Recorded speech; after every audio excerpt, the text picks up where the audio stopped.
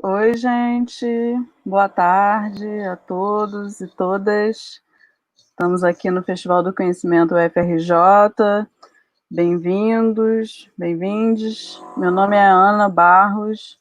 Eu sou, na verdade, licencianda em Cinema e Audiovisual da UF, da Universidade Federal Fluminense, e faço parte como voluntária do projeto Cinema no Hospital do IPPMG, parceria da Faculdade de Educação da UFRJ com o IPPMG, o Instituto de Puericultura e Pediatria Martagão Gesteira, nesse projeto Cinema no Hospital, do qual a gente vai estar falando hoje. A nossa apresentação vai ser basicamente, né, a professora Adriana Fresquet, que vai dar as boas-vindas, vai explicar um pouco a história do CineAD, que está super ligado ao cinema no hospital. Depois a professora Ângela vai falar um pouco mais do cinema no hospital em si, das ações que a gente desenvolve lá. A professora Fernanda Mekzuki vai falar da experiência com o cinema no hospital, né, que ela desenvolveu durante vários anos, foi objeto de estudo, inclusive. Depois a Sandra e Jéssica vão falar sobre fotos, filmes que mostram um pouco das nossas práticas lá. E aí, no finalzinho, a gente abre, né, uns 15 minutos finais para um certo debate, conversas e eventuais questões que surjam, tá bom? Então, agora eu vou passar a palavra para a professora Adriana. Boa tarde.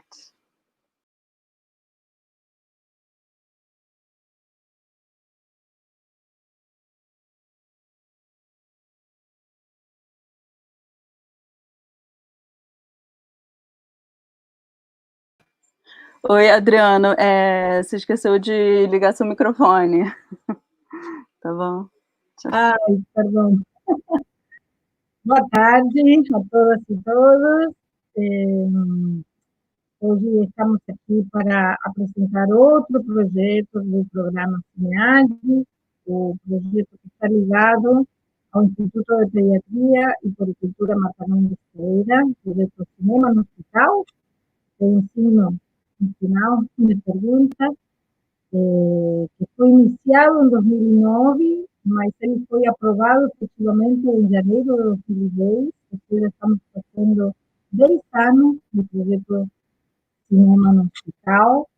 Foi depois de criar esse projeto que a coordenação de extensão universitária me orientou a chamar o CINEAD de programa e não mais de projeto, porque já reunia muitos projetos dentro do CINEAD. Então, o projeto Cinema no Hospital surge fundamentalmente por um desejo de dialogar com esse espaço, com crianças que estavam em uma situação diferente, embora estudantes também, e com experiência escolar dentro do hospital, mas pensando quanto o cinema podia resultar uma experiência de intensidade na produção de conhecimentos e afetos nesse espaço.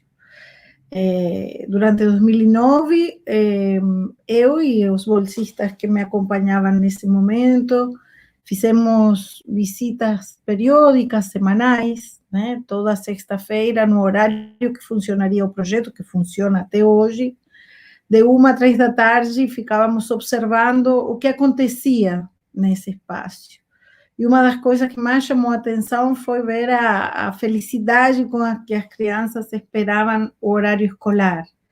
E a surpresa era que nada de especial a princípio acontecia com essas aulas, mas era a própria experiência de aprender o que encantava essas crianças. A própria experiência de fazer de conta que estavam na escola, porque isso significava alguma promessa de vida ou alguma promessa de melhoria futuro, né? Afinal, estudar tem um quê no presente, mas estudar também tem a ver com o futuro, e eu acho que essa aposta nesse futuro era a alegria de estar entre 1 e 3 da tarde, dispostos a aprender alguma coisa. Isso foi muito forte. Começamos em 2010 e quando Fernanda Omelsuki entra para fazer seu doutorado em 2012, ela vai contar melhor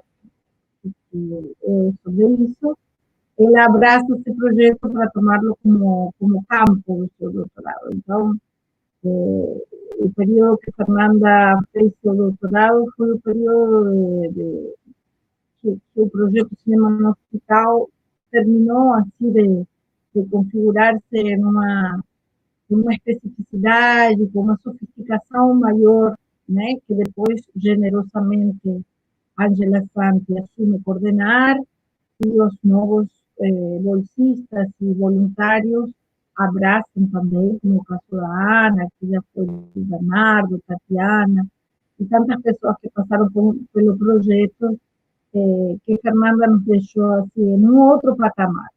Ela foi além do que eu pensei muito timidamente como possibilidade, ela conseguiu avançar. Então, eu celebro esses 10 anos, acho que ninguém imaginou que tivéssemos que interromper essa presença no hospital e pelo motivo que estamos interrompendo, mas eu acredito que é um projeto muito rico e muito copiável, melhorável, apropriável para que outros espaços de saúde venham a incorporar o cinema nessas iniciativas de humanização ou de aprendizado que acontecem no hospital. Então, eu vou ficar por aqui, vou ficar permanente, talvez por momentos precise desligar a câmera por questões domésticas, mas eu vou continuar aqui e imagino que participando, dialogando, até depois, no final, respondendo algumas questões que venham a surgir. E agradeço muito a todo mundo que está aqui hoje, a cada um dos que vai apresentar e que vai aparecer aqui hoje, pela inscrição desse trabalho, que foi iniciativa deles, pela colaboração incansável da Ângela na coordenação e nos encontros semanais com os bolsistas, e a todos os voluntários também que estão presentes. Muito obrigada.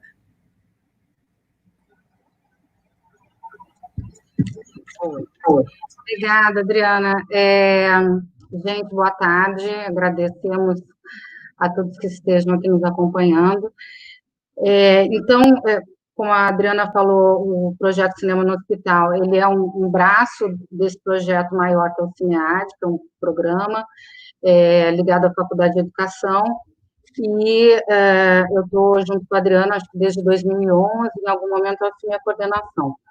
É interessante a gente pensar, né, no trabalho que o CINEAD faz, né, em geral, a perspectiva através da qual ele vê o cinema, né, como um elemento pedagógico, artístico, de criação, e a especificidade disso no hospital, que, de alguma forma, a Fernanda vai falar melhor depois, né. Mas o projeto é realizado na enfermaria do Hospital Universitário da UFRJ, no IPPMG, que é o Instituto de Pediatria e Puericultura Martagão Gesteira. Então, nas enfermarias infantis, o que a gente fazia é sempre chegar nas enfermarias, olhar, enfim, ver em que local a gente ia trabalhar, sempre mediado por, óbvio, na verdade, a gente estava ali, né, intervindo, né, num trabalho que é o trabalho do hospital junto às crianças, e a gente, conversando, entendeu que a gente tinha que assumir isso, né, que o cinema no hospital era o cinema naquelas condições, né, obviamente seria um cinema, a relação com o cinema e das crianças com o cinema seria toda passível, né, de intervalos, de momentos de adversidade, porque as crianças estão lá em situação de fragilidade, maior ou menor, mas, né, trata-se de um hospital. Então, a gente, desde o início, entendeu que a gente precisava incorporar esses elementos, né, para entender que o cinema tinha valor ali dessa forma, né, e não entender, né, de alguma forma inverter e entender as interrupções, enfim, para medicação, para alimentação, para algum quadro mais delicado, né, fosse um inconveniente para nós, né? Então, isso foi interessante, e a gente, ao assumir isso, a gente assumiu que projetaria os filmes dentro das enfermarias, e não, por exemplo, na sala de recreação, que seria um lugar mais limpo, no sentido, né, da gente poder preservar silêncio, etc, etc. A gente queria fazer onde as crianças, de fato, ficavam, e a gente começou a projetar nas cortinas, né, que são aquelas cortinas de blackout, então incorporando todo tipo de coisa, né, se a cortina não estava em tão bom estado, se estava, né, funcionando melhor ou pior, a gente entendeu que era a imersão, né, e o assumir esse espaço que, de alguma forma, traria também uma força, uma densidade para esse projeto, para essa experiência, tanto para nós quanto para as crianças. Enfim, é uma experiência muito rica, a Fernanda vai falar depois, mas eu só queria comentar algumas coisas, né, basicamente a Adriana, né, e o programa todo do Cinead tem no Bergalá, né, um autor de referência, um inspirador, e o Bergalá trabalha com a ideia de que a relação, né, o colocar em contato, em relação o cinema com as pessoas ou com a criança, deve se dar numa perspectiva da criação, e não, né, da expectação, sei lá, do espectador. Né? Então, é sempre colocar as crianças nesse lugar da criação e do cineasta e tentar fazer com que elas percebam, né, o que está em jogo, que escolhas são feitas, e então a gente fazia, né, a projeção dos filmes, geralmente curtas-metragens, que obviamente funcionam melhor, né, para o espaço, para o lugar onde a gente estava, e até para a atenção possível nos momentos de projeção. Filmes que são, né, filmes não comerciais, uma tentativa de privilegiar filmes brasileiros, não exatamente filmes infantis, mas filmes que pudessem ampliar, né, essa experiência das crianças com o cinema. E depois disso a gente tinha um cardápio, né, que a Fernanda fez, e aí as crianças escolhiam, depois a gente tinha umas claquetes para elas dizerem se gostaram ou não gostaram, e aí o que a gente tentava fazer depois, né, dependendo das condições, eram exercícios de cinema, né, e em muitos casos a produção de objetos óticos, que estão muito na história do cinema, do primeiro cinema. Então, não sei se a Ana consegue botar, porque eu vou falar aqui, mas talvez não dê para visualizar. Então, alguns que a gente fazia bastante, que é a ideia de trabalhar também, de não trabalhar com a ideia de falta, mas de trabalhar com o que a gente tem, né? Então, os recursos que são fáceis, tanto na escola, pode ir passando. Tá, o flipbook. Tanto na escola, né, como no caso aqui do hospital, coisas que são de fácil acesso, baratas. Um deles é o bloco mágico, né, o flipbook, que é esse bloquinho, acho que pode passar, que mostra como se faz. Pode parar aí. Que você, né, pega um bloquinho com várias folhas, ou monta, e em cada folha você faz uma figura com uma variação mínima, né, do movimento dessa figura, e depois você, com o dedo, roda, né, essas folhas ou páginas rapidamente, e você tem o movimento surgindo a partir de uma operação mecânica, mas que, de fato, produz a ilusão de movimento. Isso, enfim, né, a gente, muitos já devem ter feito experiências de infância e tal, mas é um processo importante, tanto pela sua simplicidade, quanto por haver um deslocamento, né, do filme, né, que é a imagem em movimento, que a gente vê pronta, e muitas vezes não entende, né, não naturaliza, né, como se isso se desse espontaneamente. Então, entender, de alguma forma, é um exercício que introduz as crianças na própria questão do movimento no cinema, né. Pode passar. Outro que a gente usava também é o folioscópio.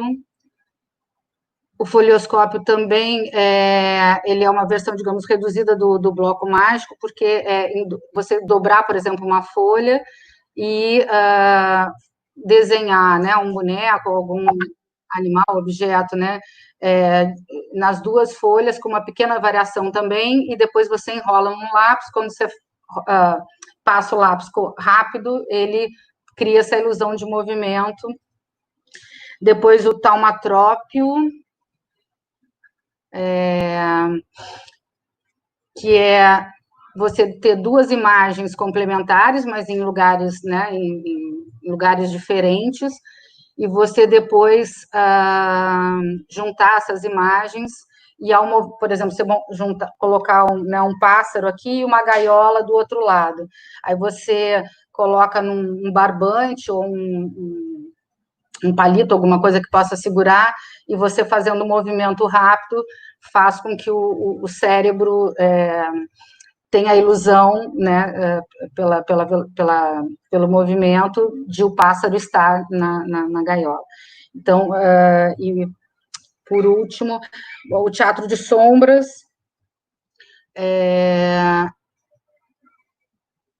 que a gente fez várias vezes, né, muitas vezes com filmes que eram, né, que traziam a questão das sombras, e as crianças naturalmente, né, projetavam, colocavam suas mãos, ou interferiam com seus corpos, né, ficando entre o projetor e a tela, e a gente estimulava isso para que elas compusessem, produzissem outras histórias, ou junto com as histórias dos próprios filmes, né. Então, a ideia, enfim, basicamente eram esses dois movimentos, né, partindo, né, dessa relação com o cinema, do lugar da criação, né, e não da mera absorção, e de alguma forma, né, tornar o espaço do cinema um espaço também, né, de vida, de criação, né, de acesso, né, a um universo de imagens e tempos e estéticas que são diferentes dos filmes comerciais, né, e abrir para essas crianças a possibilidade, né, de uma ampliação, né, do seu universo, seja pelo estranhamento, seja pela adesão, mas, de fato, de proporcionar uma riqueza, né, na sua experiência ali no hospital, né, mostrando que existem... esqueci de falar de um outro, que é o Minutos Lumière, que a gente, agora, depois na sequência, depois da Fernanda, a gente vai mostrar, que era um outro exercício de cinema, também muito produzido pelo Bergalá, né, e que se trata um pouco de reproduzir esse momento inaugural do cinema, né, uma espécie de infância do cinema, que é o seu momento inicial, quando os irmãos Lumière filmavam, né, a partir de uma série de condições, faziam filmes de 1 minuto. Então, é tentar reconstruir esse momento inaugural, e alguns exercícios foram feitos, né, representam muito da atividade do CINEAD, e a gente vai mostrar depois no final, tá? Então, obrigada, espero ter conseguido ser clara aí, e queria passar, então, para a Fernanda.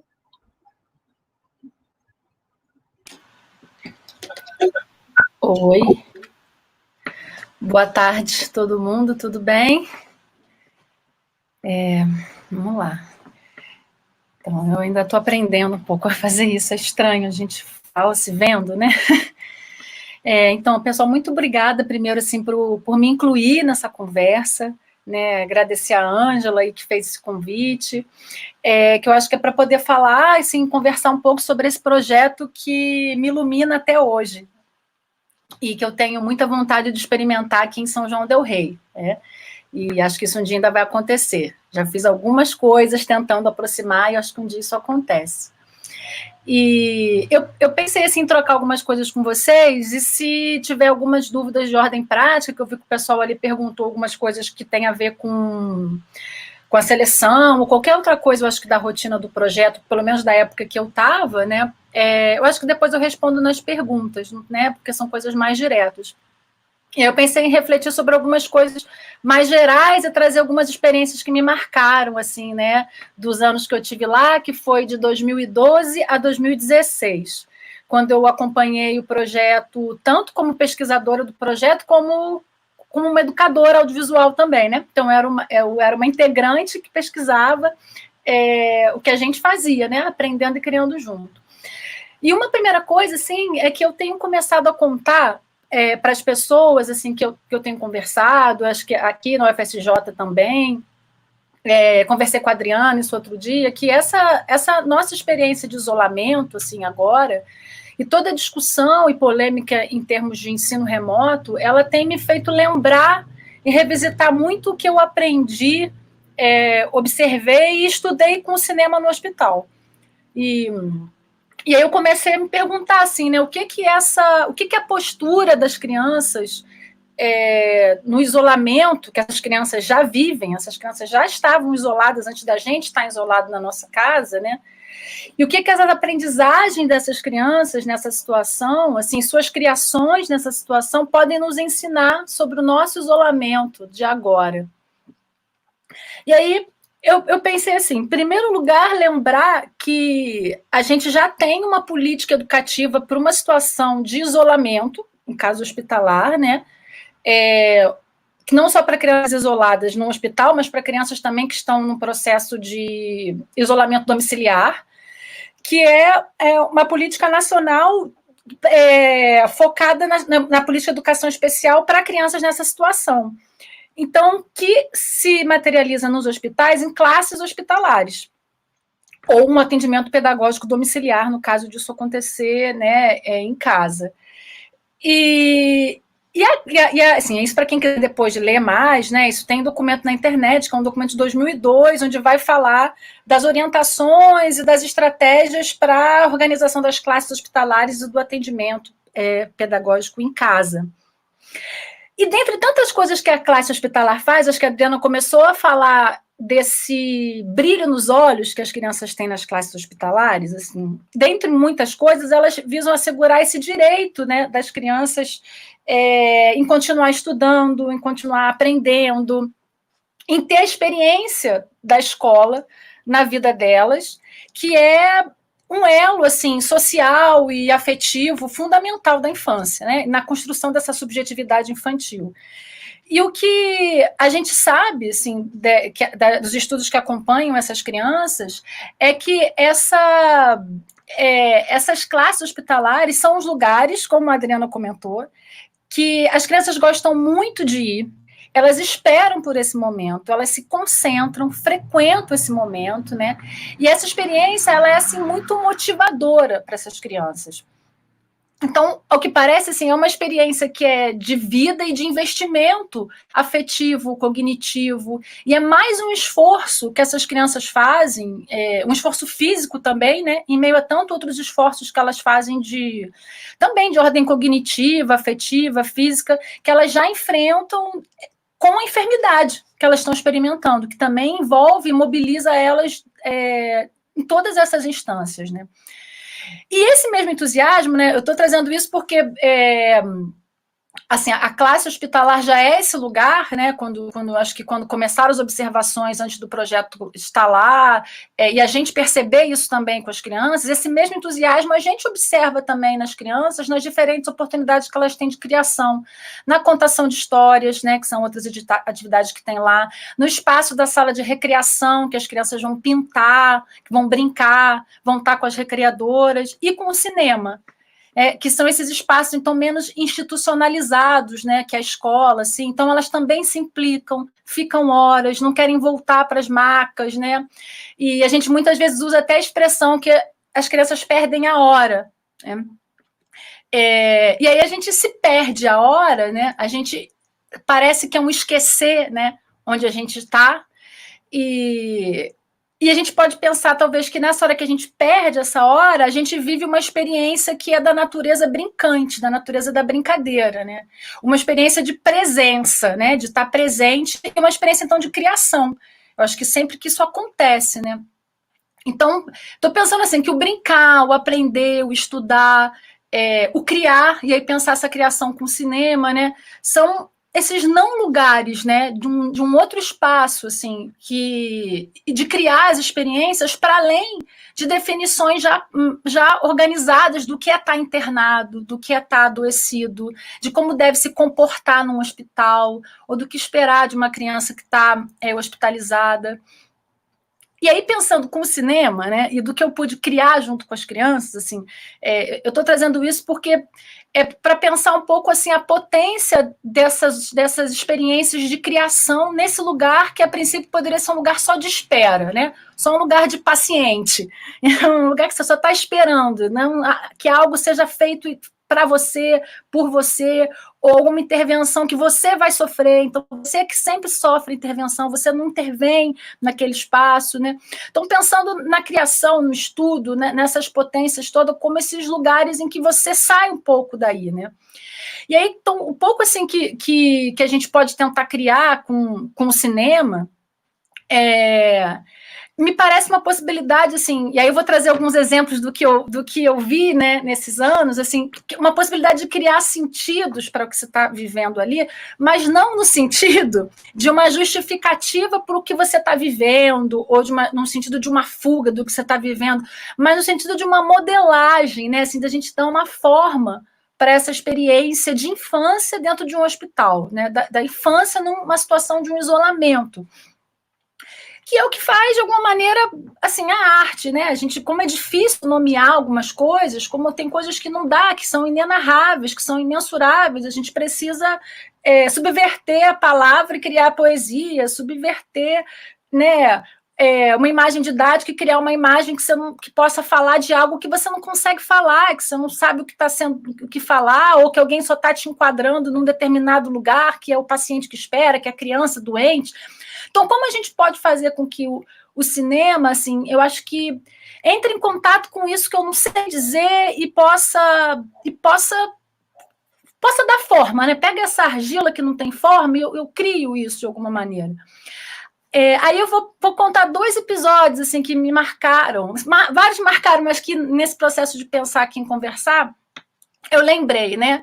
A gente, numa ocasião, exibiu o filme do Balão Vermelho, né? Um clássico que a gente exibe nos projetos, assim, e aí, depois desse filme, né? O filme, para quem não conhece, resumidamente, a relação de um menino com um balão que ele não só carrega, como o balão quase que ganha vida e passa a seguir esse menino também. Então, ele constrói essa relação de intimidade e de lealdade com o balão.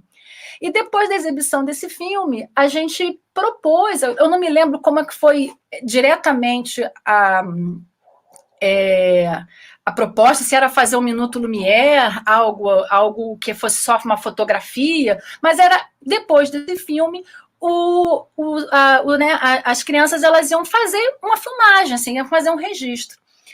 E aí eu lembro de um menino que logo depois do filme ele resolveu então filmar a sua bomba de medicação, que é aquela bomba que as crianças carregam, algumas delas tenham marcando, né, o horário, o tempo que elas têm que tomar determinada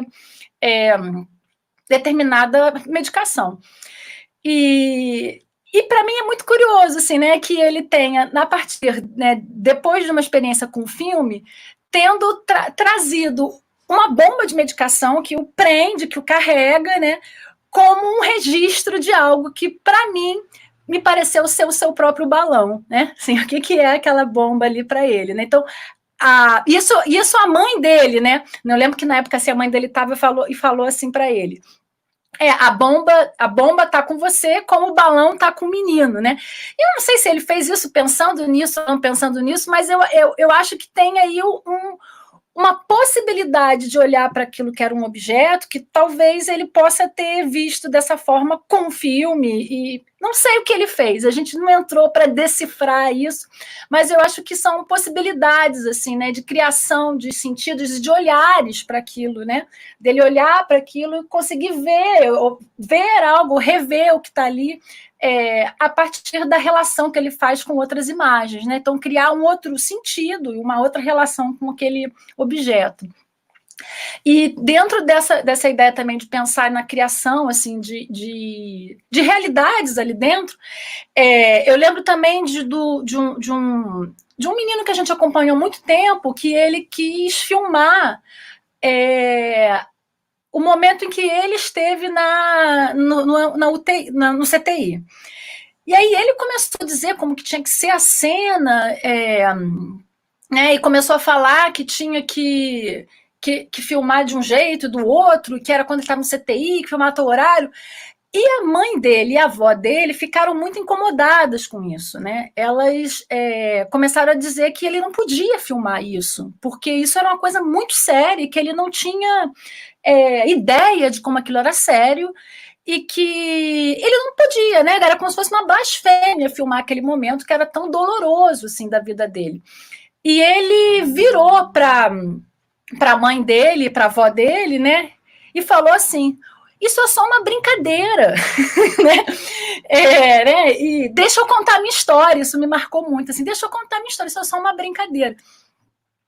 Então, o que era aquela experiência para ele, né? Comparado ao que tinha sido a experiência, né, para a mãe e para a avó, que com certeza é de uma outra ordem, né? Ele com certeza não sabe assim, as implicações que tinham, o que ele estava vivendo, como a mãe e a avó tinham. E como que aquela história era importante para ele contar e recontar e incluir, inclusive, nessa história, não só a história dele, mas de outros, porque ele conta, né, nessa história que ele tinha sofrido uma traqueostomia, então ele queria simular uma traqueostomia, ele pede uma hora assim, coloca esse cano aqui, né, ele queria que a gente colocasse na hora de filmar, como se fosse um caninho aqui. E aí eu lembro que uma enfermeira que viu, ela pega e comenta assim, mas por que ele botou isso? Eu falei, ele pediu para filmar com um caninho aqui. Ela falou assim, mas ele não fez traqueostomia. Ele nunca nem esteve tanto tempo assim numa CTI. Ele ficou um dia e depois ele voltou. Ele não tem... Então aquilo era, na verdade, a observação que ele fazia da realidade de outras crianças que ele acompanhava, assim, e ele incorporou aquilo na história dele. Então, a história dele já era a contar de uma história que era de todo mundo, né? Então, o sentido dali não era minha experiência, mas era essa experiência das crianças que estão ali. E aquilo para ele era a história dele, né?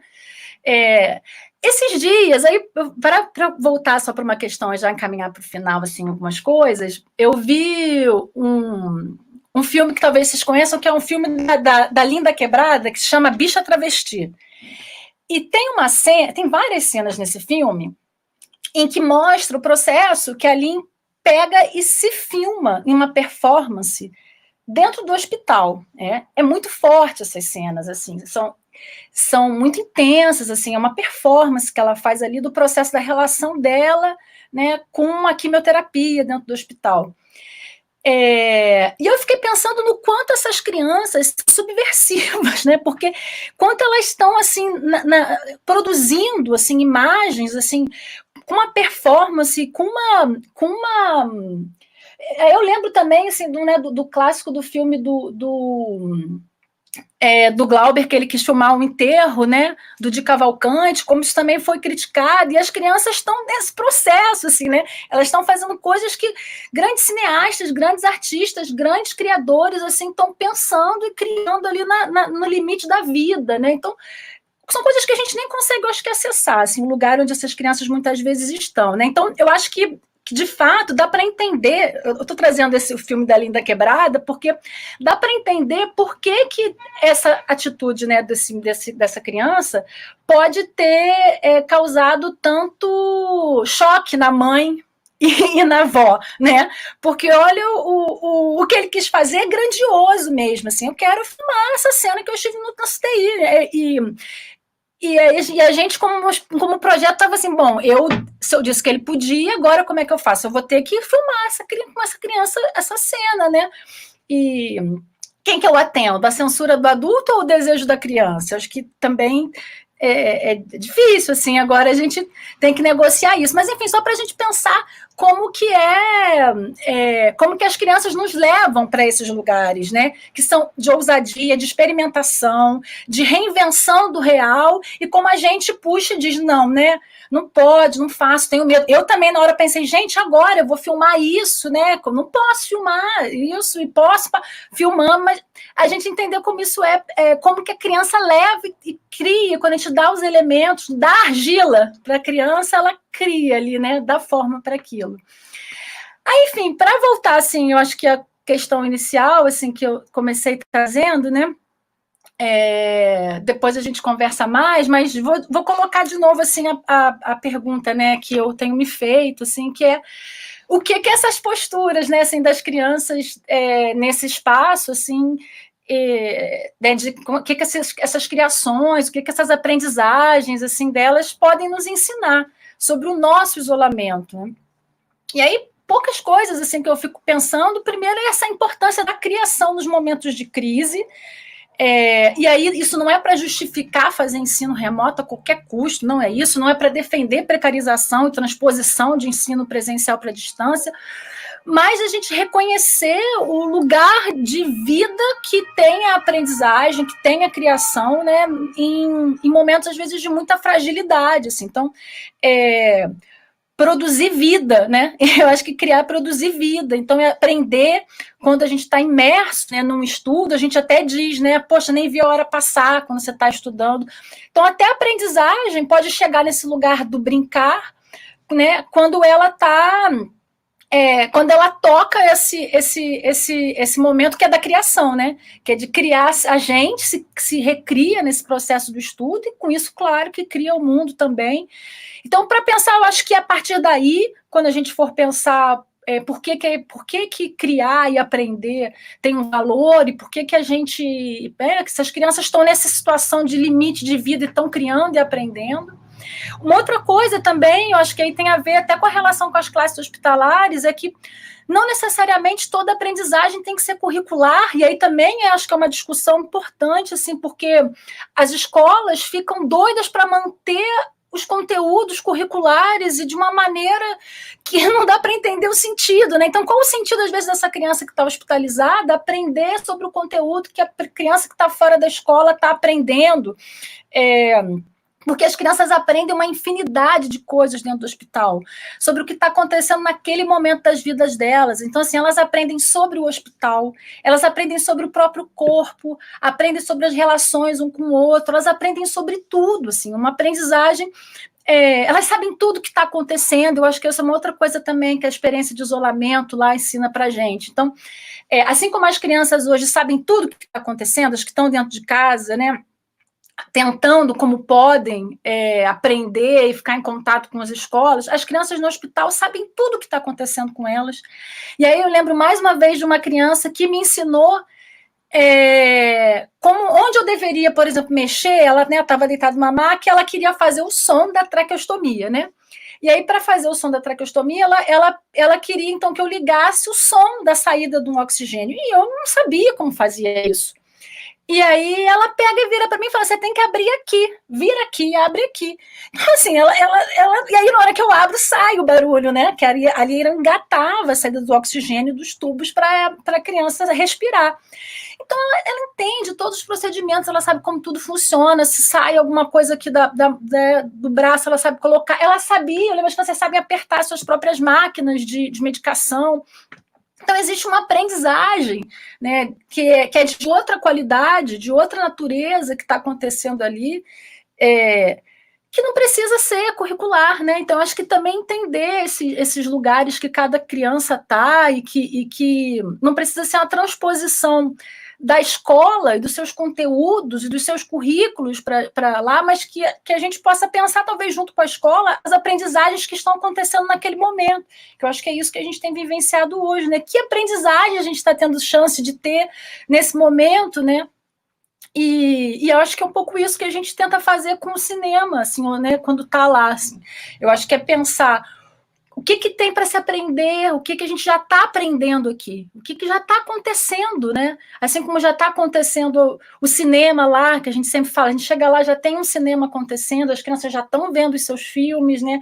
Como que a gente, então, troca esses filmes, o que a gente já está aprendendo aqui, então que a gente possa pensar, eu acho que nessas experiências que já se fazem ali, nesse cotidiano do hospital. Eu acho que é isso um pouco, assim, do que tem me mobilizado, assim, da experiência lá, e pensando essa situação do isolar e do aprender e do criar, e eu acho que depois a gente continua conversando, se ficou faltando alguma coisa, alguma dúvida, vocês depois me falam, e eu vou estar aqui também acompanhando todo mundo, tá bom? É isso. Beijo. Olá, olá a todos os participantes. Eu primeiro queria agradecer o convite do Cinead, né, para participar desse festival. Muito abrangentes as falas de Ângela, Adriana e Fernanda. Eu sou da área de psicologia. Esse projeto me interessa porque ele é rico, tem vivências, tem sentimentos, tem experiências, e um gesto pedagógico que está mostrando que tem muito mais a ver do que já conhecemos. E também fala das escolhas, né? Das nossas escolhas em tudo, até na hora de filmar. A gente vai ver uma série de fotografias que estão inspiradas na nossa prática hospitalar, e vamos iniciar, então, primeiramente pela enfermaria, pelas enfermarias, por essa escolha que a gente faz das enfermarias. Se alguém puder colocar, então, a primeira foto. O hospital... Eu compartilhei, mas ainda não... Abriu. Como vocês já sabem, essas enfermarias estão no Instituto de Pediatria e Puericultura do Hospital Martagão de Esteira, que fica no Fundão. Esse é o corredor onde a gente chega nas enfermarias. Nós escolhemos uma delas dependendo digamos, da situação de saúde que as crianças se encontram, né? As enfermarias estão do lado direito, do lado esquerdo nós temos a brinquedoteca e também onde a gente guarda o nosso material, esse material que usamos para projetar, para filmar e para produzir os objetos ópticos que a Ângela mencionou anteriormente. Nessa foto, a gente já está de domínio, digamos assim, de umas enfermarias. Vocês podem ver a diagramação, que são 4 leitos. Nesse caso, o filme está sendo projetado na cortina. A gente verifica, então, se nós estamos incomodando, se pode ser feita essa projeção, e como se encontram as crianças no momento que a gente chega para fazer as atividades. Aqui temos outra foto da enfermaria. Aqui já foi comentado, então, que a gente utiliza cardápios. Dos cardápios, as crianças escolhem o filme. Esses filmes são curtas, eles são, às vezes, geralmente são atores mirins, são crianças que participam, são filmes alternativos, não são convencionais, como foi mencionado pela Adriana, não são comerciais, às vezes a gente coloca até uma animação tipo stop motion, e eles trabalham com esse universo, com outro universo diferente do que as crianças estão acostumadas a ver, digamos assim, para ampliar, né, esse olhar, né? A ideia é essa.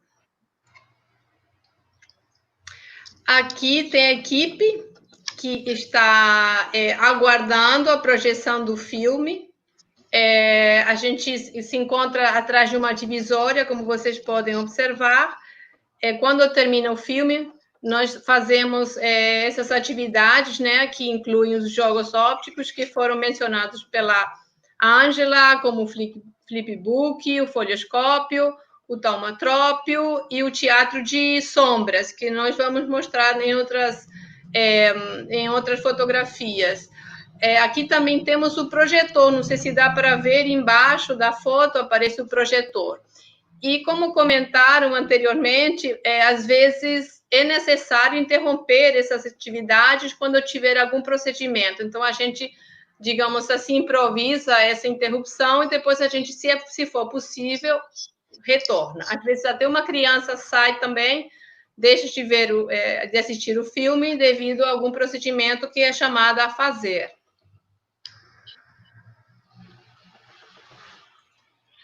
Só um minutinho, vamos passar aqui.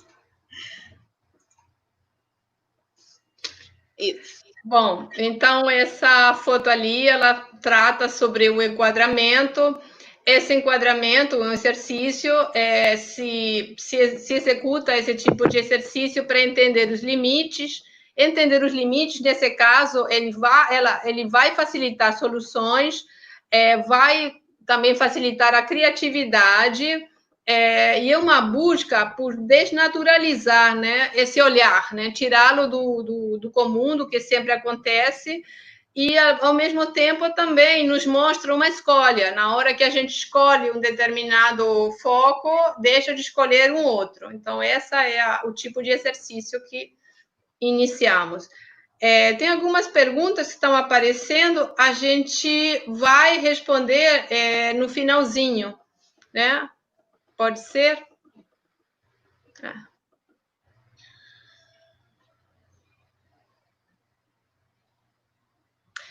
Bom, nessa foto a gente vê outra criança hospitalizada.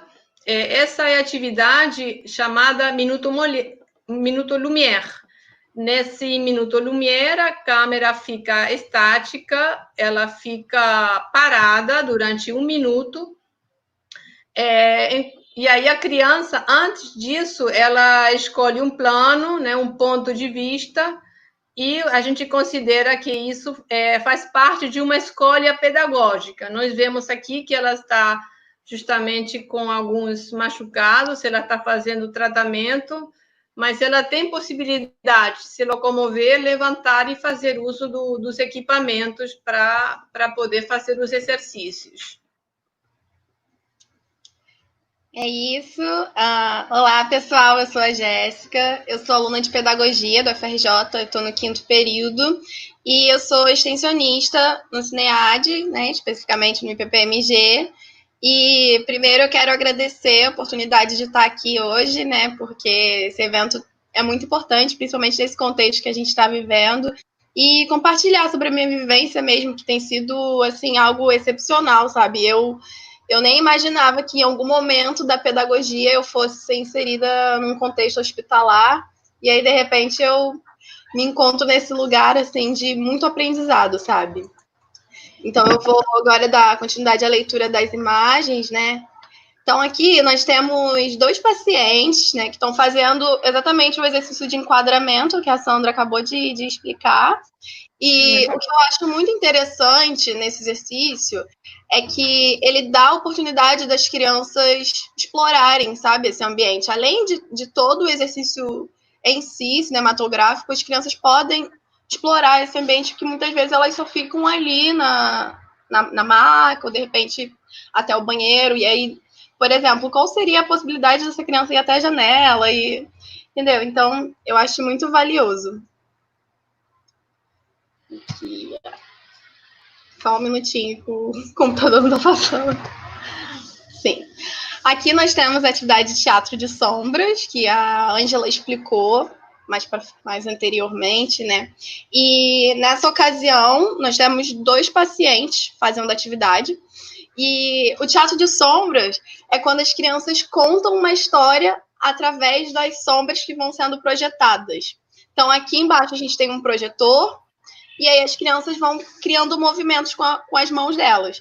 E eu acho muito importante ressaltar que esse paciente aqui do canto esquerdo, ele está acamado, e mesmo assim ele conseguiu participar com muito entusiasmo. E lá no cantinho direito, a gente tem outro paciente, e ele está assistindo, assim, super atentamente ao que está sendo projetado nas cortinas, que é onde nós projetamos normalmente.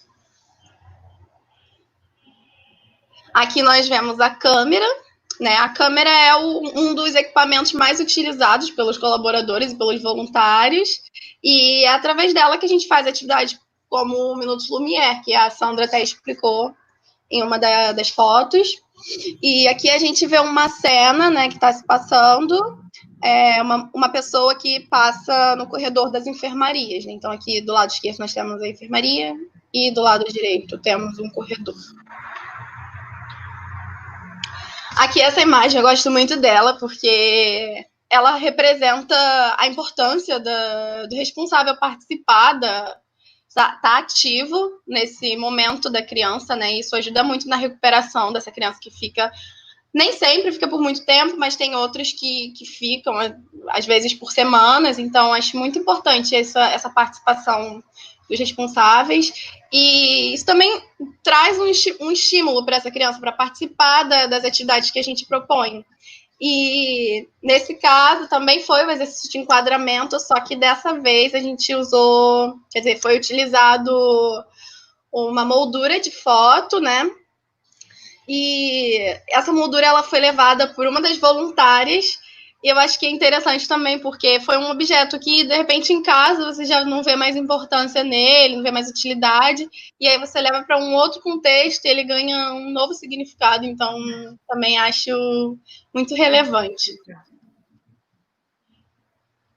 E aqui nós temos novamente o Teatro de Sombras, só que dessa vez ele foi contado, a história foi contada com um dos voluntários, o Bernardo, e aqui a luz está sendo projetada diretamente nele, né? E está refletida no biombo. E dessa vez o paciente está em pé, de frente, super atento ao que está acontecendo, né? E normalmente acontecem relatos durante ou ao final da apresentação, justamente para mostrar, para a gente compartilhar o que a pessoa está sentindo, ou o que ela percebeu da história, o que ela entendeu. E esses relatos eles podem partir tanto dos voluntários quanto dos pacientes.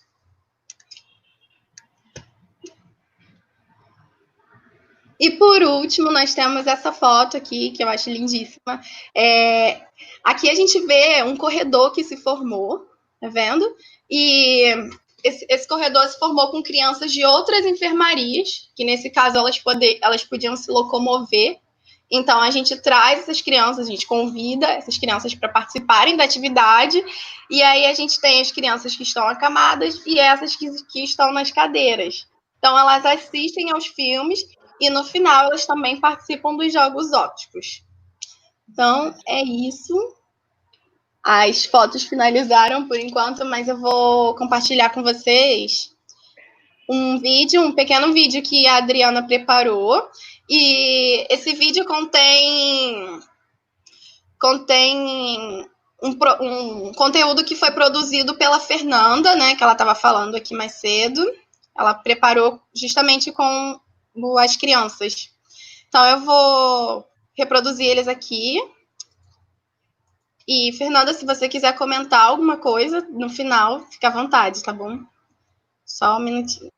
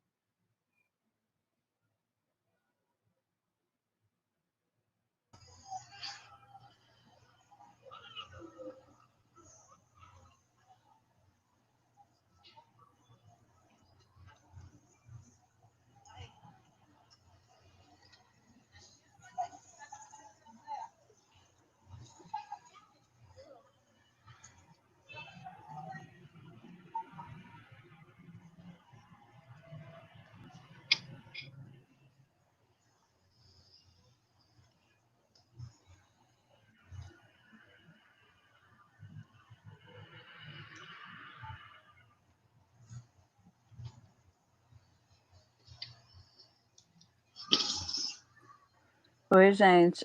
Só um segundo que estava sem som. Eu vou... Você botou com som aqui, ou Jéssica? Desculpa, Ana, eu não entendo muito bem disso, não. Tudo bem.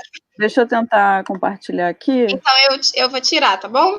Tá bom. Deixa eu ver aqui.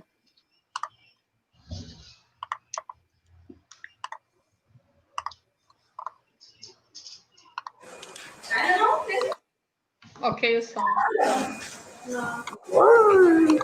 Tô descansando. Olha o produtor. Aí. Tá cheirosa, hein? Tá fazendo os outros aí, ó. Tá filmando? Eu tô querendo te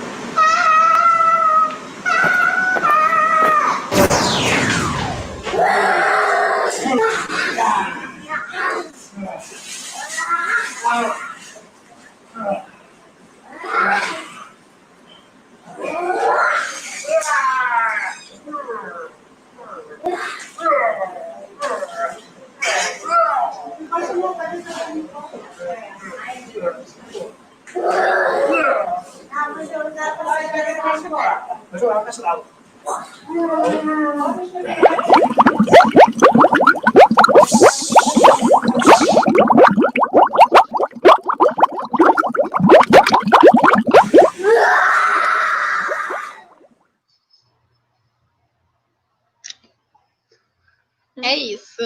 Obrigada, gente. Obrigada. Fernanda, quer comentar alguma coisa sobre os vídeos? Oi, não, eu acho que só se o pessoal perguntar, que gostoso ver. Se o pessoal né? perguntar, eu comento. Então tá.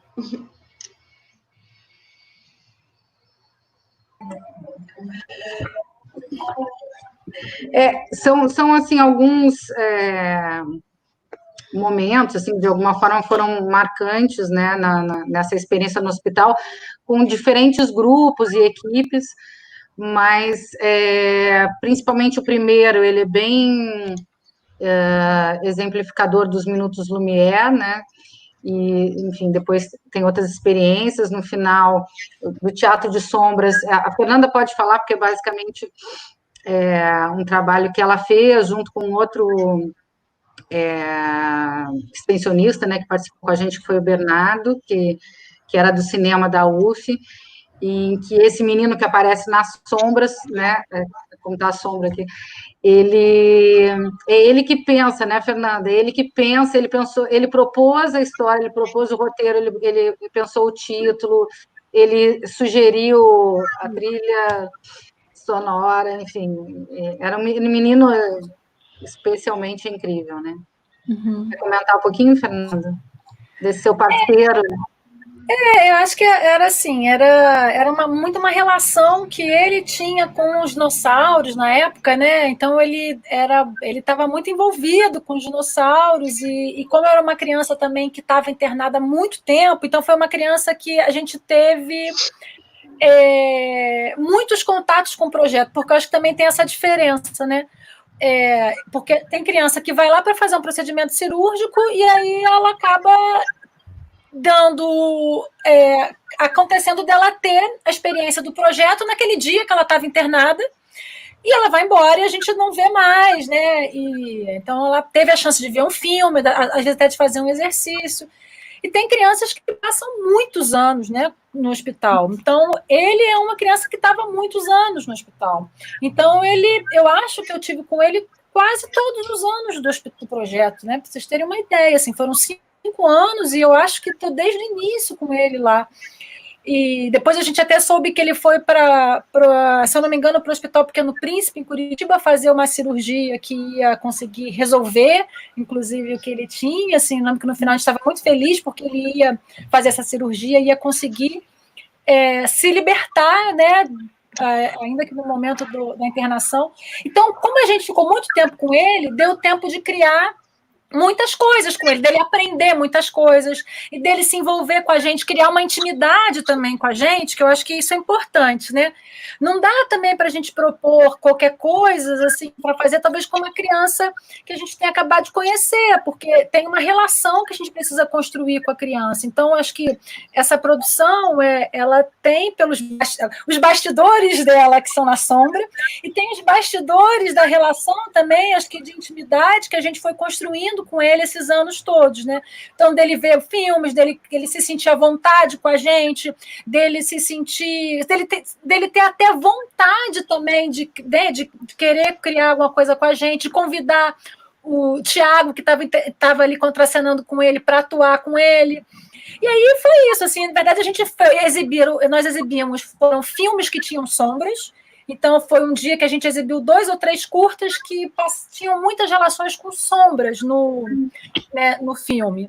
E aí, depois, a gente, então, convidou ele a fazer um filme. Acho que ele já deve ter feito outras coisas, ele fazia várias coisas. E aí, ele falou, quero fazer um filme de dinossauro, e a gente coloca algumas regras, né? Então, você vai ter que fazer isso em 5... Não lembro a forma como a gente falava, mas em 5 fotos, em 5 ligar e desligar, né? Uma linguagem que a gente torna mais acessível para a criança. Então, ele escolheu lá o momento, fez a cena com o Tiago, e depois a gente editava com ele na maca, né? Então, a gente levava o computador para ele, mostrava para ele, e aí ele, como ele era muito ligado, gente, tudo que estava acontecendo, ele que dizia o que ele queria de som em cada parte. Então, olha, aqui eu quero que você coloque um barulho de mágica. Então, quero alguma coisa assim. E nessa hora que o dinossauro cai, eu quero água. Sabe aquele? Ele falava, você quer aquela eu quero água fervendo. Então, aí era nossa tarefa era ir atrás dos sons que ele queria colocar para fazer sentido, né? Ali para ele, e o nome era o nome do filme, lógico. Qual o nome do filme? O nome do filme, aí vem os atravessamentos, né? O nome do filme que ele estava vendo, que era o Jurassic World, que ele via no próprio computador que ele tinha, ou que às vezes pedia, negociava com a gente para exibir no nosso projetor. Mas é mais ou menos isso, né? Eu acho que o processo tem os bastidores dos bastidores, das sombras por trás também, da gente poder chegar nessa criação conjunta, né, com ele. Gente, tem uma pergunta do que eu vi aqui do chat, porque a gente está com um monte de janela aberta,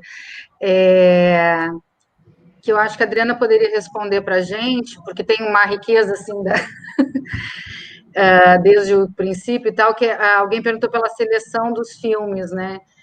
Então, tem uma história complexa, né, e uma luta para conseguir esses filmes que não são facilmente acessíveis, enfim, hoje mais, né, mas não eram tanto lá no início. Uhum. Pode ser, Adriana? Ok, Angela, então, bom, no Cineage normalmente tentamos que as crianças escolham os filmes, tanto nas escolas como no hospital, mas que seja uma escolha das crianças, né? Então, assim, quando a gente vê que elas querem ver Jurassic World, ou que querem ver Frozen, ou qualquer outro filme, normalmente tem a ver aí com uma escolha que também faz o mercado, que quem vende a lancheira, a roupa e tudo mais, e que investe fortemente na propaganda da divulgação dos filmes. Então, quando nós compramos os kits da Programadora Brasil para as escolas e para a Faculdade de Educação, Fernanda fez uma seleção dos curtas, de 50 curtas, que inclusive estão publicados em um capítulo sobre uma infância, 50 curtas para uma infância alternativa, para uma alternativa da infância, no livro sobre a Lei 13.006, que está na página, acho que é o penúltimo capítulo, né, Fer? O último. Então, esses 50 curtas nós colocamos em um HD e levamos para o hospital e a Fernanda o que fez foi organizar uns cardápios, não sei se tem por aí a imagem, mas eu posso procurar, onde havia uma entrada, um menu principal, um prato principal e uma sobremesa, e em cada nível havia algumas opções com uma imagem dos filmes, com uma fotografia de algum dos momentos do filme. Então, a criança escolhia que filme queria ver a partir de uma imagem. Então, havia uma espécie de escolha, mas também havia uma aposta nessa ampliação de repertório, né? Que é o que a gente quer fazer fundamentalmente quando leva cinema para a escola ou leva cinema para o hospital. Há um reconhecimento da cultura que a criança traz, mas também há uma intenção de ampliar um pouco essa oferta que está tão mediada pelo mercado, né? Não sei se você tem à mão esses cardápios, mas eu posso procurar aqui rapidamente e compartilhar a tela para aí. Opa. A ver se está aqui.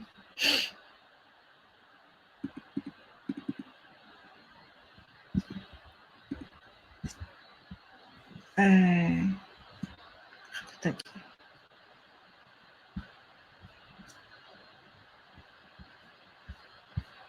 Aqui. Voltemos aqui, então, como faço para compartilhar minha tela, já tinha mencionado, share screen, muito bem, pronto. Não sei se está dando para ver. Então, vou sair aqui, um minuto.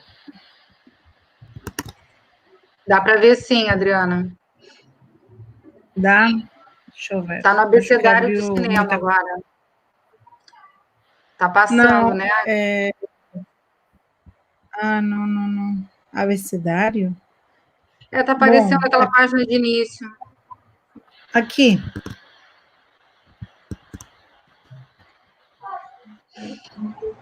Apareceram os cardápios? Parou de compartilhar a tela, eu acho que... Você conseguiu compartilhar a tela, mas não apareceu o cardápio, não. Apareceu aquela tela de início que passava aquelas bandas com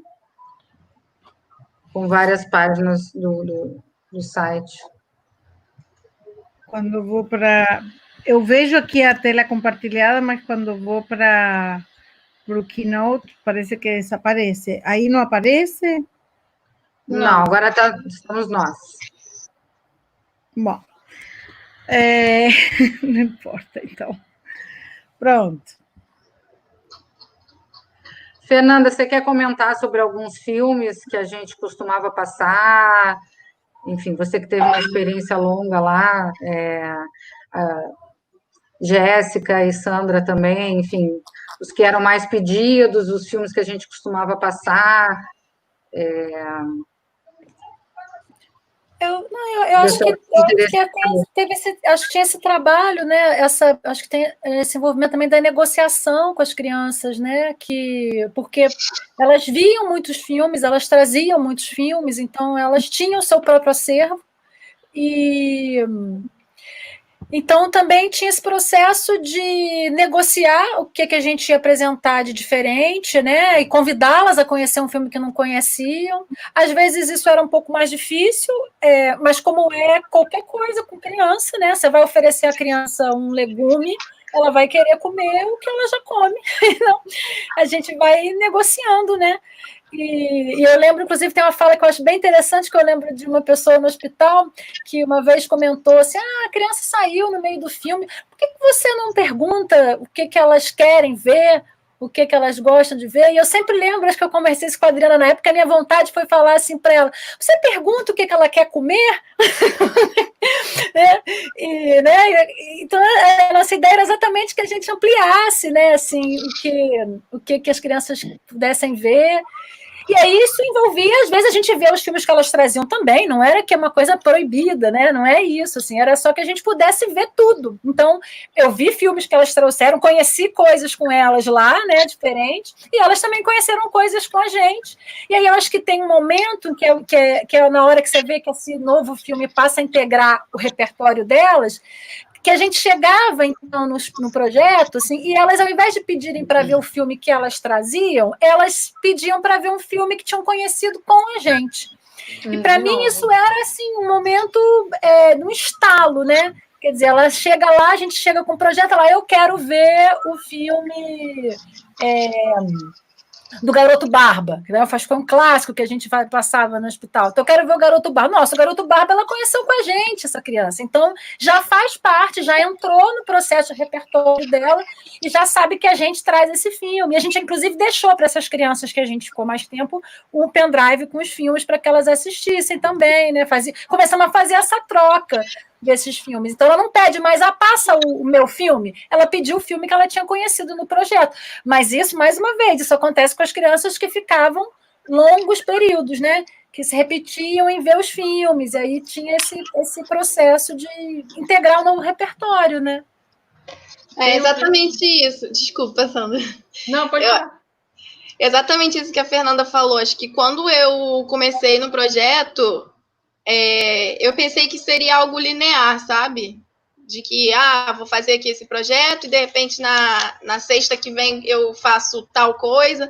Mas aí eu chegava na sexta seguinte, eram novos pacientes.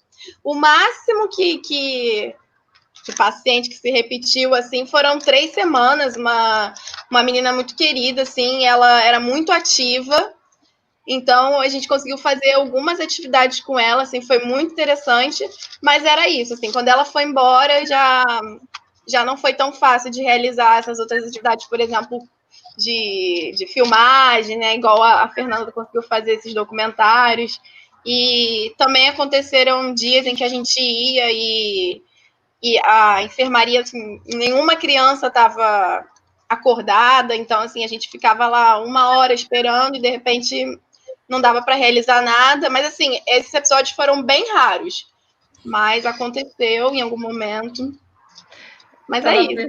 Pensando também, lembrando de que, às vezes, as crianças nos viam que estávamos em outras enfermarias e aí eles iam até a outra enfermaria porque via que estava sendo projetado, então, assim, naquele momento não existia aquela questão de vírus, né, que não pode visitar, ao contrário. E quem nos conhecia, ele estava esperando aquele momento de chegar também, né, acontecia. E outra situação que a Ângela perguntou sobre que filmes eles gostavam mais de ver, tem filmes que eles se identificam pelo título, tipo Ernesto no País de Futebol, que aí eles imaginam que é do futebol, aquele outro que é Isabel, o cachorro flautista, isso é o mais sabe amado, que vai ter um animal. Outro se chama O Pátio de Caio, Breno filmando o corredor. Então, quer dizer, tem alguns filmes que eles gostavam justamente por causa do título, que imaginavam que ia ser legal. Sempre essa temática infantil, né? E sempre um desafio, né? Porque saber como é que a gente ia encontrar a enfermaria, né? Eventualmente as nossas próprias suscetibilidades, mas era sempre um diálogo com o contexto, não só com as pessoas. Então, assim, várias vezes também as crianças não gostavam dos filmes. A gente lembra uma vez que eu estava com a Fernanda, a gente perguntou: esse filme foi animado ou desanimado? Lembra, Fernanda? Porque era uma animação, né?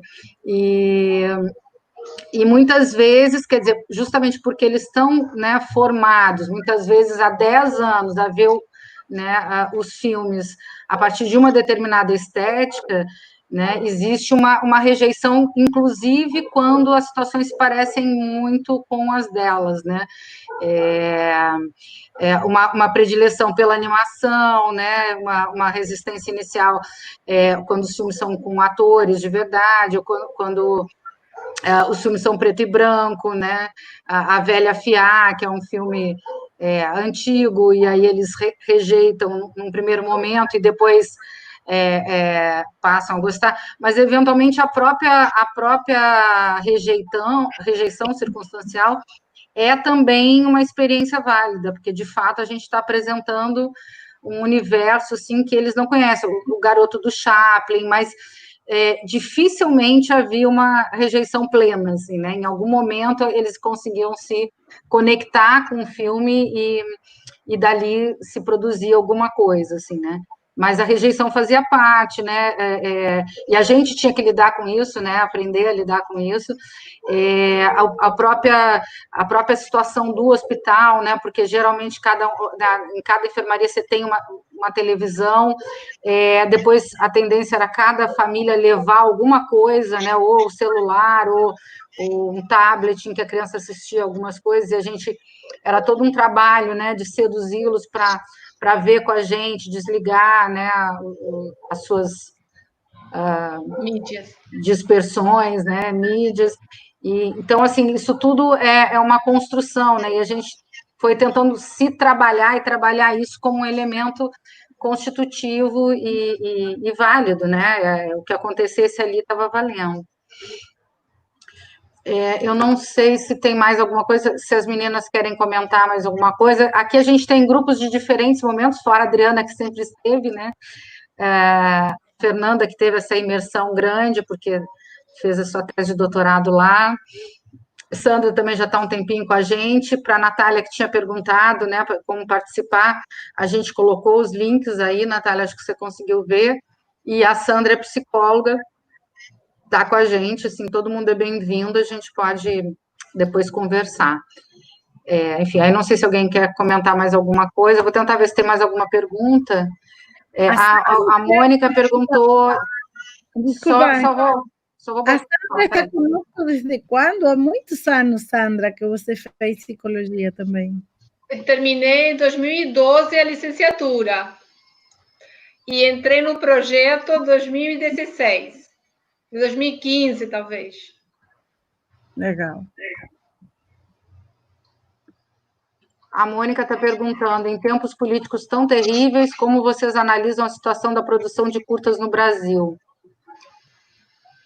Muito complicado, né? O próprio fim da Programadora Brasil e esses apoios do Ministério da Cultura na época, né?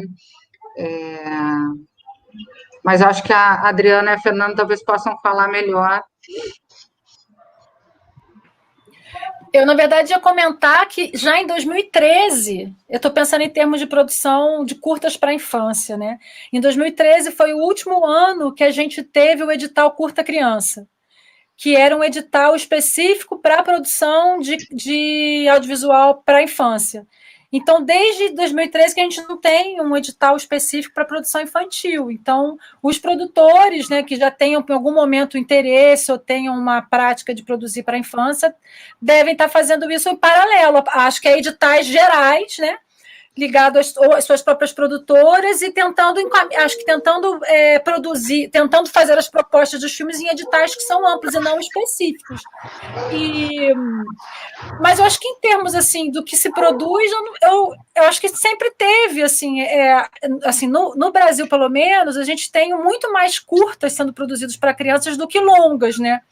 É muito maior, assim, por isso que a gente tem até mais disponível para oferecer os curtas do que longa-metragens. Então, ainda que seja, acho que as condições de produção não devem estar fáceis, isso era até bom ouvir quem produz, mas os curtas, eles são em maiores quantidades que os longa-metragens, até em questões também de variedade, né? A gente consegue um número muito maior de diferenças estéticas, narrativas, de linguagem, de identidade, de representatividades, eu acho que de culturas, muito maior quando a gente vai olhar para os curtas do que quando a gente vê o que é produzido em longa, né?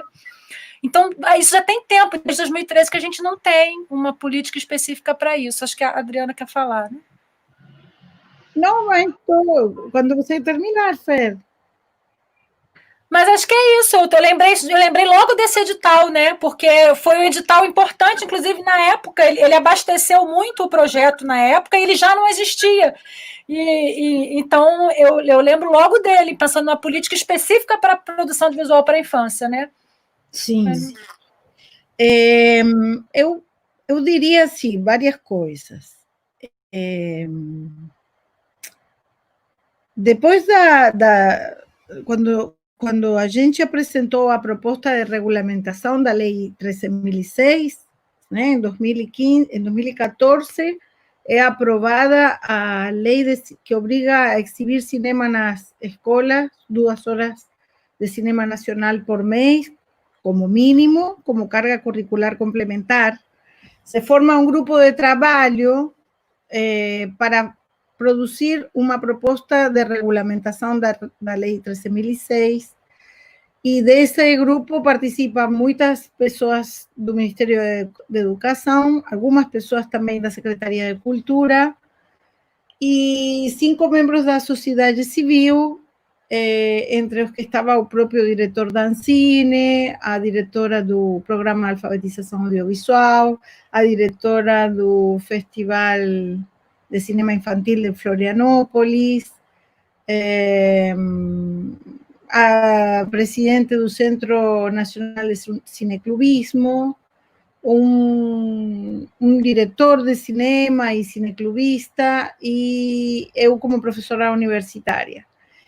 Dessa proposta, que teve três grandes critérios, que era formação docente, divulgação e difusão, produção e difusão de cinema, saiu uma proposta da criação de um edital de longas para a infância. E essa proposta ganhou 11 milhões, 22 milhões, se não me engano, na época, para fazer longas para a infância. E dos longas aprovados, que foram 11, eu participei depois como uma dos membros da seleção de roteiros, se decidiu que o orçamento fosse um pouco menor para que fossem aprovados mais projetos. Eu não sei se esses projetos, eu não acompanhei, se já estão prontos, mas eu estimo que assim, foi a primeira vez na história que se abriu um edital de baixo orçamento para longas para a infância. Em relação a curtas, tem uma produção muito grande que está disponível em Filmes que Voam, no próprio Curta Petrobras, agora na SP Cine, no Sesc Digital, e eu acho assim, que também o cinema brasileiro, que foi produzido fundamentalmente com recursos da União, na sua época de glória, tem uma quantidade de curtas, e de longas também, mas de curtas que nunca ninguém viu, que foram aprovados e eventualmente exibidos. Por exemplo, me lembro que havia eu estou falando aqui um pouco de memória, né, da memória de ter participado da seleção de roteiros, mas havia um edital que era para de roteiros para cidades que tinham até 10.000 habitantes. Então, saíam uns materiais riquíssimos, raríssimos, diferentes, de uma qualidade excepcional, e esse material é um material cativo, não é um material que esteja circulando, não é um material que teve divulgação, que esteja em uma TV pública, numa TV universitária. Então, assim, eu acho que essa pergunta que nos faz Mônica, é interessante para a gente acionar ou pedir, né, ativar essa necessidade de digitalizar os acervos. Agora mesmo a Cinemateca do Museu de Arte Moderna tem criado um canal digital, um canal em Vimeo, e está se deslocando do espaço onde está junto com o museu e com a sala de projeção da Cinemateca para o centro, para o setor de conservação. Mas é fundamental que esses acervos se digitalizem e, de fato, possam circular por escolas, por hospitais e por tantos outros espaços. Eu, que tenho viajado um pouco esse ano que passou, a partir da pesquisa de cartografar políticas e pedagogias de cinema e educação, eu tenho visto que, por exemplo, Santiago de Chile, que tem digitalizado na Cineteca praticamente todo o acervo, tem um projeto que funciona em todas as regiões chilenas, que as escolas têm como acessar esse cinema. Em Uruguai, um terço da Cineteca também está digitalizada. Agora, a maioria dos países tem um acervo maravilhoso, como é o caso do México, onde eu fiz meu pós-doc, tem um acervo gigantesco, talvez o maior da América, e está sem digitalizar, ou é desprezível a proporção digitalizada. Eu acho que assim, esse tempo de pandemia tem colocado essa questão muito forte.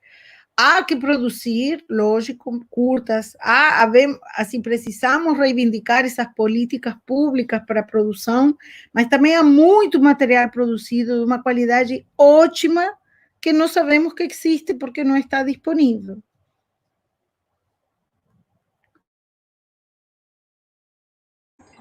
Eu acho que a gente pode ir encerrando, pode ser? Pessoas da tela e pessoas do chat, tudo bem? Uma coisa que a Rafaela Martins, Ângela, Rafaela Martins fala da Cinemateca Cineclube em Casa, mas também a Cineteca, né, do Centro Cultural Palácio de la Moneda de Chile, tem um projeto que chama Cine à la Escuela, e está no Instagram, está no Facebook, e eles orientam exercícios, nossa, é fantástico. Então, esse projeto de Cineclube em Casa também tem um complemento de produção muito rico, todo promovido pela Cineteca Nacional. Ok. Bom, então a gente deixou, alguém deixou, todo mundo deixou, né? Tanto o contato, o e-mail do Cinead, quanto o link da página do Cinead. Tá? Então, tanto para as pessoas conhecerem, ou se quiserem trocar coisas, tirar dúvidas, podem entrar em contato por esses meios, tá? A gente pode ser que a gente demore um pouquinho, porque foram semanas intensas agora para organizar o Festival do Conhecimento, vários aqui já participaram de várias lives, oficinas, etc. Tá? Mas a gente responde e conversa e troca. Não sei se o pessoal quer se despedir. Agradecer mesmo, agradecer pela oportunidade, por essa conversa maravilhosa, né? Essa oportunidade de reflexão. E também para mostrar, né, para as pessoas esse projeto tão grandioso. Tanta gente nem faz ideia que existe. Importante. Eu queria agradecer, então, a participação dos que contribuíram com comentários, com perguntas, até sugestões de filme que apareceram também para a gente aqui, que a gente vai poder considerar.